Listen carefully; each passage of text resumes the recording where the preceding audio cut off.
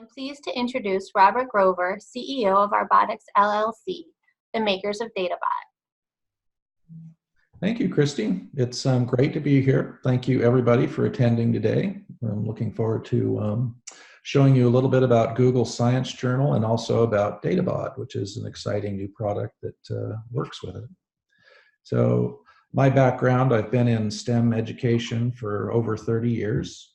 I started teaching kids using the original TC logo equipment from Lego clear back in 1988. So I've seen a lot of robotics, a lot of different types of STEM programs, STEAM programs. Had the good fortune to be able to travel all over the world and participate in different kinds of programs that I've seen in lots of interesting places. And a lot of what you'll see today related to DataBot actually came from a lot of those travels and requests from various educators and administrators looking for some ideal ways to teach STEM activities. So today in the webinar, what we're going to cover, we're going to take a look at Science Journal by Google. This is a free application that Google began development on and released around 2014. It's developed into a very nice journaling software that's great for kids and teachers. It's very friendly, easy to use. We're going to take a look at DataBot, which is a wireless sensor device that communicates with Science Journal. And I'm going to show you some examples of Science Journal and DataBot working together. And one of the exciting things about this combination is you can actually turn your Chromebooks into an interactive science lab. I've worked with lots of educators and teachers around the country that have Chromebooks now in the classroom.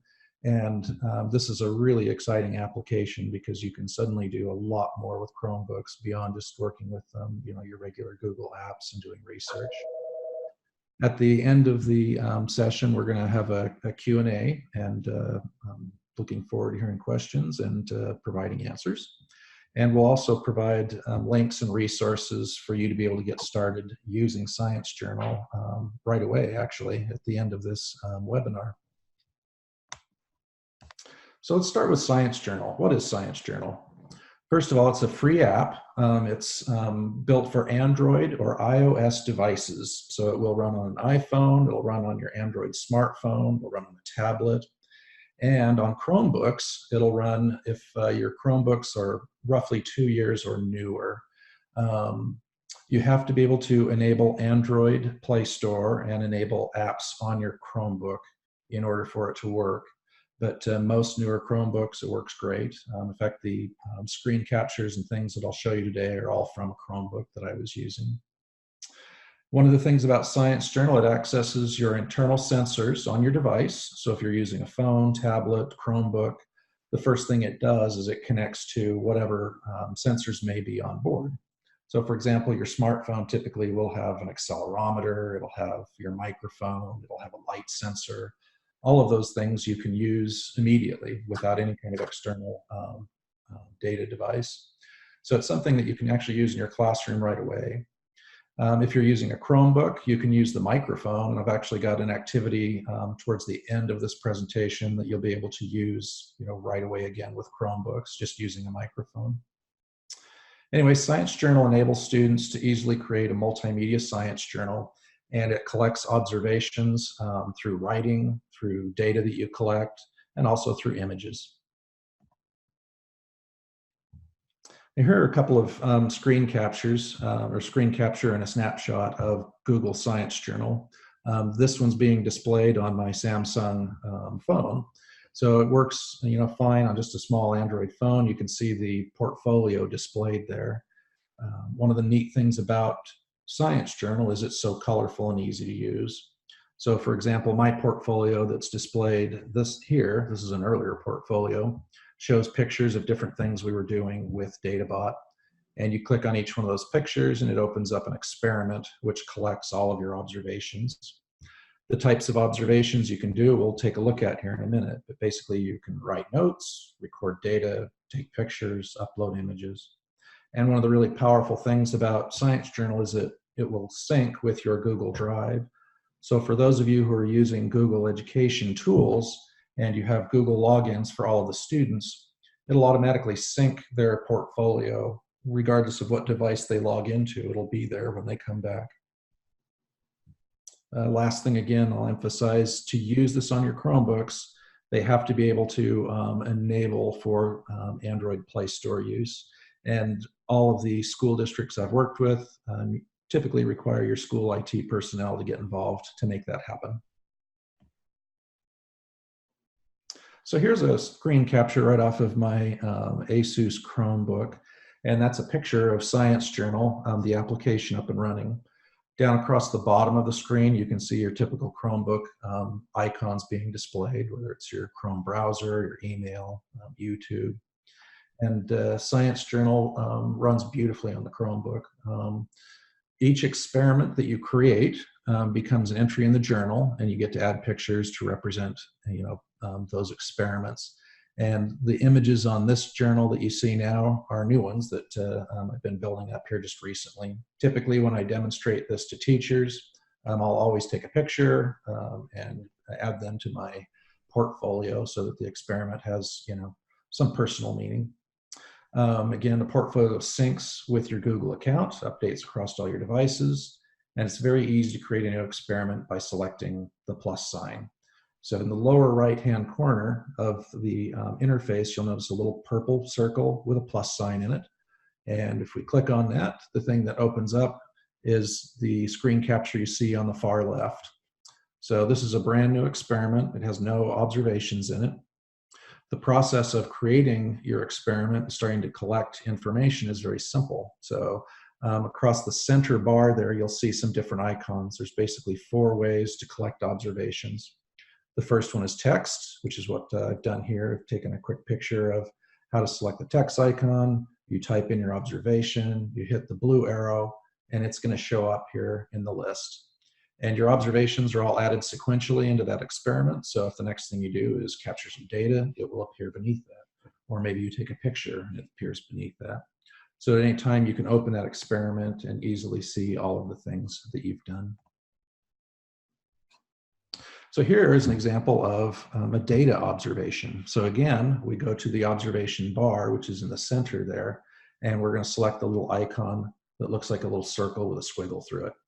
And what comes up are the available sensors. Now, by default, the sensors that are going to be accessed, for example, on the Chromebook, it immediately goes to the sound sensor, because that's the only thing typically you'll find on a Chromebook is a microphone. And it looks like this. So it's displaying your sound intensity as well as the pitch. And there's some fun experiments you can do just right out of the box with your Chromebook, experimenting with pitch and intensity.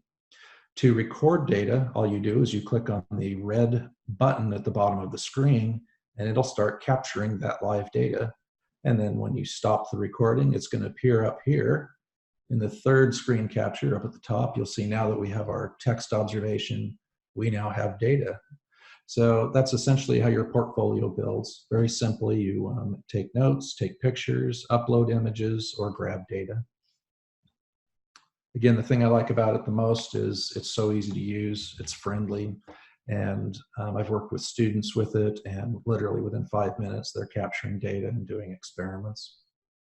So it's very colorful, and I think teachers, if you haven't seen it yet, it's certainly worth taking a look at, because it has so many simple applications in teaching a lot of different areas of science. So that's an introduction to Science Journal. Now let's take a look at DataBot. DataBot makes Science Journal much more powerful because suddenly you can add all of these external sensors to its potential. So DataBot is a very small cube. It's 1.67 inches, 42.5 millimeters on a side, so it'll fit right in the palm of your hand. It's wireless, so it's using Bluetooth to communicate with software like Google Science Journal. And it has all of these different sensors that are listed on the screen there. So you've got humidity, ultraviolet, ambient light, carbon dioxide, volatile organic compounds, air pressure, altimeter. You've got a physics package for accelerometer, gyroscope, magnetometer. There's a lot packed into this little box, which makes it very powerful.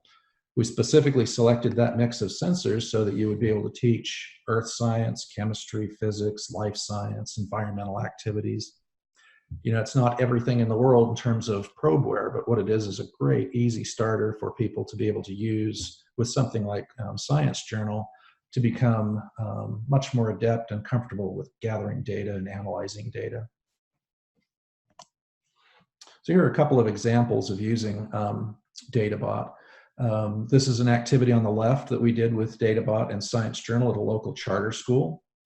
We mounted it to an Estes air rocket and launched it. And using the Bluetooth connection on the Chromebook, kids could watch the actual acceleration, the altitude, the entire event sequence of the launch.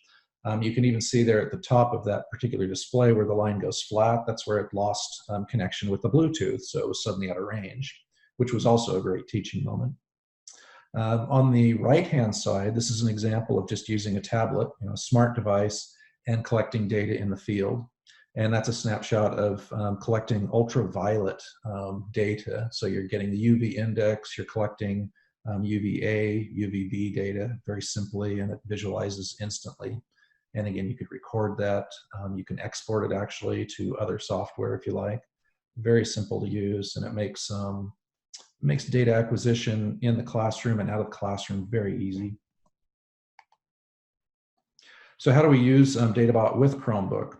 There's a Arduino Link application that you download and install. And with that, it'll display all of the active DataBots, and you just select the one that you want to connect to. And then it suddenly becomes available within Science Journal. There's a sensor settings menu, which is represented by the little gear wheel that you see there in one of the sensor display windows. If you open that up, it takes you to the sensor settings, and you'll see all of the available sensors from DataBot that you can use. And the way that you conduct an experiment, you select the specific data sensors that you want to be collecting. You hit the little back arrow, and then they will begin to display. So it's very simple. This is an example where I've grabbed 2 different sensors, and this is an activity I do very frequently just to demonstrate how this product works. I selected the carbon dioxide, and I also selected humidity. And then what you can do, and this is a fun activity to do with kids, is to set up these 2 and then just pass DataBot around and challenge students to produce the highest level of carbon dioxide. And I've done this with kids and adults of all ages, and it's a lot of fun. It actually gets them to thinking about, okay, well, how do I consume oxygen? How do I produce carbon dioxide? And there's also the humidity level that is demonstrated. So you get to see the water vapor that's coming out in somebody's breath as they exhale. So that's a very simple example of how you can use DataBot and Science Journal, and shows you how to select the sensors. Let's give you another example here. I've provided 3 different examples. In 30 minutes, we have to go rather quickly, but it'll give you an idea. So this is a UV experiment. I'm using Science Journal and DataBot. So you would go in, you would select the sensors UVA, UVB, and then the UV index. And then the materials that you gather, you grab a transparent piece of glass or plastic, and you get different sunscreen products that have a range of SPF values, because what you're going to be doing is using the data analysis to evaluate just how effective and what the ratings really mean when you're looking at sun protection factor. So it's very simple to do. The first thing that I've done when I work with students on this is I ask them to, first of all, predict what are they going to see when they start putting glass with the various SPV lotions in front of the sensor. And as you proceed, it's a lot of fun because you can spread the different solutions across the glass. You'll see the changes, and you create a table and record the specific data very carefully in terms of SPF 10 produces this result, SPF 20 produces this result, and so on. And then we start looking at, the analysis systematically, and they can see the correlation between the SPF factor as well as, the actual penetration of the sun's rays. So in this activity, I use several charts that show kids essentially the destructive impact of UV radiation, the concept of UVA and B, as well as C, and discuss which ones are more harmful, why you want to protect yourself against the sun, and so on.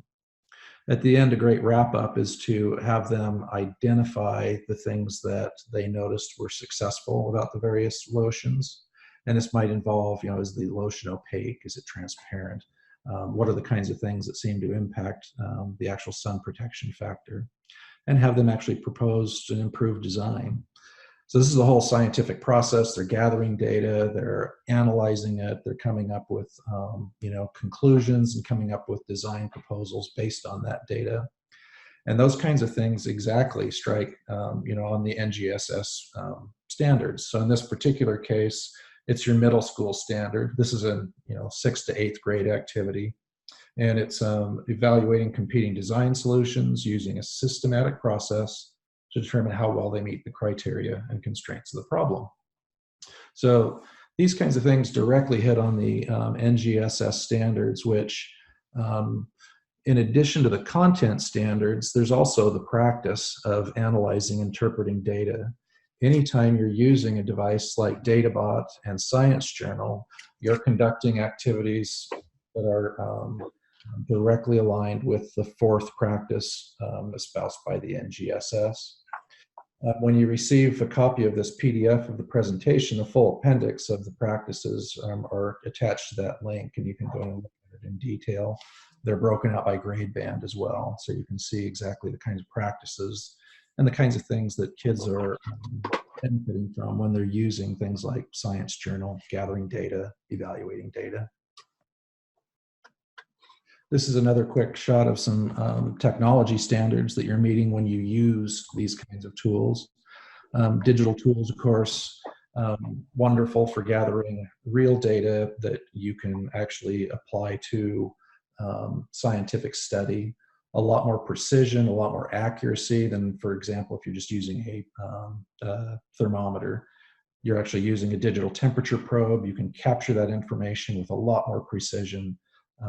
There's just a lot of benefits to getting kids more familiar with accumulating and analyzing data at an early stage. And at an early stage, that's one of the really powerful things about Science Journal and DataBot. It's very friendly for elementary and middle school science. So here's one last activity, and this is actually one that you can do right away. If you've got Chromebooks, all you need is a Chromebook with a microphone. You can download Science Journal and you can actually do this activity. In fact, I can provide the PDF that Christy can send out along with the presentation at the end of this. The PDF includes things like a sound decibel comparison chart, so you can show kids, what different decibel levels are different kinds of sounds. Okay, so they get introduced to the decibel as a unit of measurement for sound, understanding what sound intensity is. It's what we know as loudness. And then they get to experiment with it. And using just your sound monitor on there, you can do this activity. We came up with a activity framework we call the data game. This was actually proposed by a teacher. And it was such a great idea that we use it when we're introducing all the sensors. And it's essentially, okay, give the kids a quick challenge using Science Journal and DataBot that gets them familiar with how to use the sensor and the basic concept, units, and so on that they might be working with. So this part of the data game, Etch-a-Sketch with sound, you give them the challenge of, okay, can you draw with sound? And the examples there on the right-hand side are actually sounds that were, hummed, sung, and so on into DataBot to create those different images. So they're a great example of how kids can use sound and understand how sound intensity can actually be recorded and visualized. So again, this gets back to your science standards and your practices, being able to look at data and understand it. So that's a really fun one. So that, we've got about 6 minutes left, I think, about 8 minutes, I think. And it's now open for questions and answers.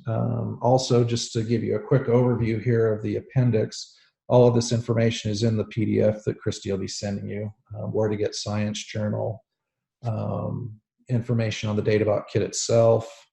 For those of you who are teaching maybe advanced physics or want more sensor information, you want the exact data that's available from the sensors that are available. And then we also provide a little bit of information on how DataBot can be used with other software. So with that, I'll go ahead and open it up for questions. Hi, Robert. One of the first questions that looks like you've touched upon here, but is Science Journal the only software that works with DataBot?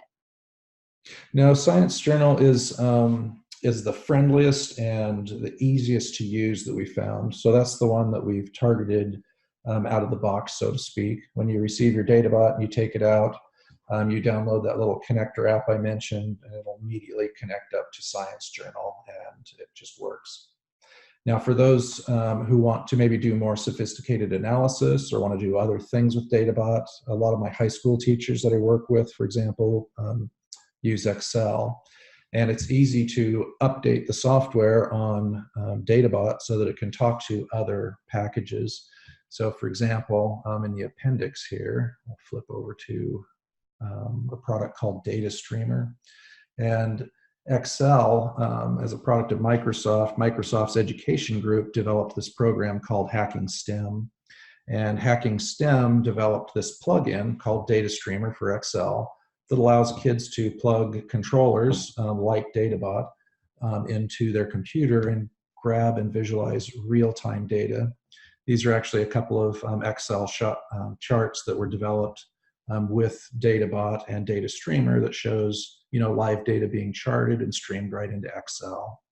And that's just one software. There are a number of others, as well as the fact that you can just export CSV files, comma separated value files, which can be opened in Excel, sheets, all kinds of analysis programs. So DataBot's very flexible in terms of being able to work with other programs. Okay, and then another question, what DataBot packages are available for the classroom? So DataBot comes packaged. This is a standard kit right here. So the standard kit is just one DataBot in a soft case, and it comes with the SD card, which is inside. So that's 8 gigabits of memory that you can write data to, and then you can remove the card, put it into the little SD card reader that's provided, and bring that into Excel, Google Sheets, any of your analysis software. The package also includes a lanyard. So there's a clip-on DataBot that you can attach that to, and you can swing it for physics experiments. You can wear it around your neck. You can do all kinds of fun things with it. Comes with the external temperature probe as well, so you can drop that into a beaker. You can drop that into a stream. So that's your waterproof temperature sensor. And then finally, on the bottom of DataBot, which you can't see in this picture, but it actually has physical hooks for a lot of the building and robotic systems. So you can clip it right into a Lego system, a Fisher Technic system. This little plate right here is a Velcro plate that slides on that allows you to clip it directly onto, for example, a Frisbee. We've had people put it on drones. You can do all kinds of things. The intent of DataBot is to make grabbing data very accessible and easy. So that's the kit contents, and then the different configurations that are available is the single kit, which is $179.99, the 2-pack, which is $350, and it comes in the same case. You just get twice as much material in there. And then finally the 10-pack, which is 5 of the 2-packs. And one of the criteria for this product when we built it was something that was very portable, small, easy to store. So class pack, you'll find, is a little bit larger than a shoebox. It's very easy to store. And we find we have lots of teachers that are sharing them amongst departments. Okay, and it looks like we have one last question. What sensors are included with DataBot? So the sensors that are included, I've actually got the technical sheet that's included on this PDF that everybody will receive. But again, you have your inertial measurement unit, which is for your physics studies, which is your accelerometer, magnetometer, gyro. The altimeter measures your air pressure and then calculates altitude from that. The gas sensor is for air quality, and it's carbon dioxide, volatile organic compounds. It's an indoor air quality sensor, so the floor on it is 400 parts per million. The humidity sensor is also there as well. That was one of the demonstrations that I showed you earlier with the CO2 and humidity. The ultraviolet sensor, UVA, UVB, and it also calculates the index. There is an omnidirectional microphone included, so you can do those same sound studies I was mentioning with DataBot. And then you've got your ambient light sensor for lux activities. And then the external temperature probe is also included. One other thing, there's a number of expansion ports that allow you to add additional sensors. Within the world of Arduino, which is what DataBot is built on, that's its hardware software platform, there are lots of low-cost sensors that you can add onto the system. And if you look again at the top of DataBot here in this image, you can see different expansion ports. The one here on the left is for the temperature probe. The center one is an open analog digital port that you can actually light up LEDs with. You can add additional sensors to. And then the last one is what we call I2C, which is a communications protocol that allows you to talk to a whole bunch of other sensors. Basically, it was designed to talk to lots of different software, provide lots of different opportunities for people to gather data. And you do that in a very inexpensive and very small form factor. So it's very friendly and easy to use.